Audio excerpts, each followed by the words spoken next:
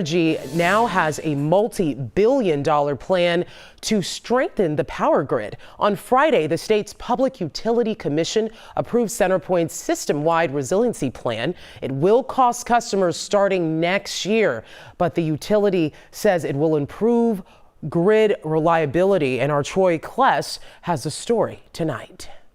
People we spoke to feel mixed about an upcoming rate increase, though they believe that Houstonians deserve a stronger power grid.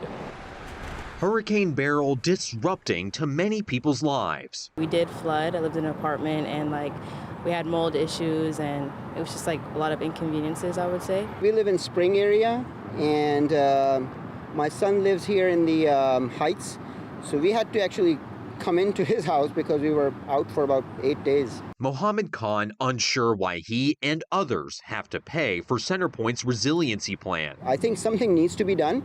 I'm not sure if it should be done at the expense of the customers. CenterPoint says this $2.9 billion system-wide resiliency plan will reduce the severe weather threat by addressing vegetation management, modernizing and undergrounding cables, and more. CenterPoint Energy wrote in a statement which says, in part, this approach will allow us to clear high-risk vegetation from thousands more miles of power lines every year. Our energy expert Ed Hers says the utility is playing catch-up. CenterPoint is already undertaken a lot of hardening work across this grid, much of it brought on by the derecho and Hurricane Beryl. And we know that for years, CenterPoint only trimmed back the vegetation on 20% of its overhead lines. If a storm arrives, residents don't want to be left in the dark, like in Beryl. You don't want to wait for weeks without power. No, that would be horrible. A price some people are willing to pay. It doesn't really matter, to be honest. $4,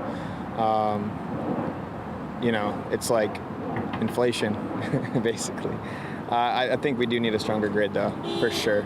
The rate increase will progress over time to $4 in 2028. In Houston, Troy Kless, KHOU 11 News.